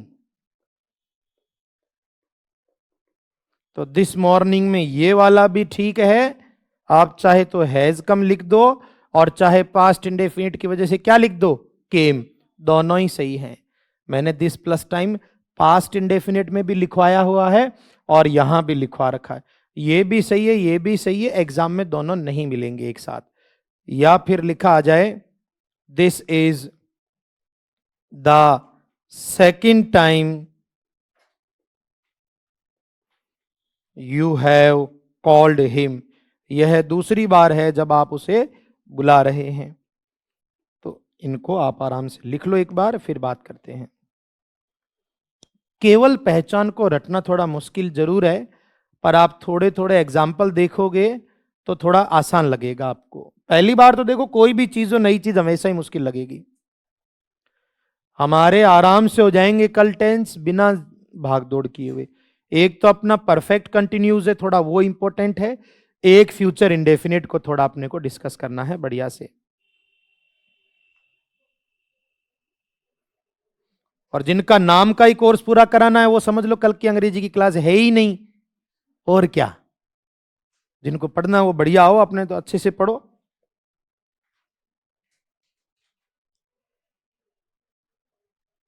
अच्छे से लिख लीजिए आराम से इनको।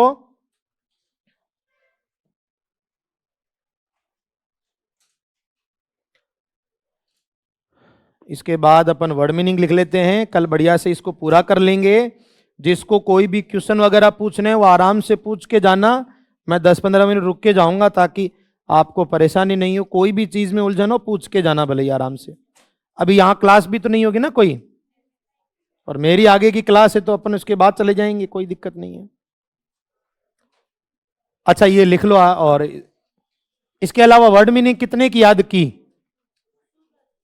110 हो गए ना। आपको 150 के करीब तो अपन लिख ही लेंगे, बची हुई 150 जो लिखी हुई भी दे दूंगा, ये भी है लिखे हुए। और अगर आपके पास टाइम हो तो मैंने जो ग्रुप में वर्ड मीनिंग नाम से एक फाइल डाली हुई है, आपके पास टाइम नहीं होगा उस पर सब कुछ है लिखे हुए, पर उसको याद करना और एक लिख के याद करना दो अलग अलग चीजें हैं। भाई यहां लिखते हो तो थोड़ा सा ये रहता है कि यार चलो कुछ तो पढ़ ही लिया अपन ने, को अपने को याद रहता है थोड़ा सा। 110 हो गए शायद, ठीक है। तो इसको एक बार घर से देख कर आना तसल्ली से, कुछ भी पूछने का लगे आराम से रुक के पूछ के जाना, अपने को कोई जल्दबाजी नहीं है।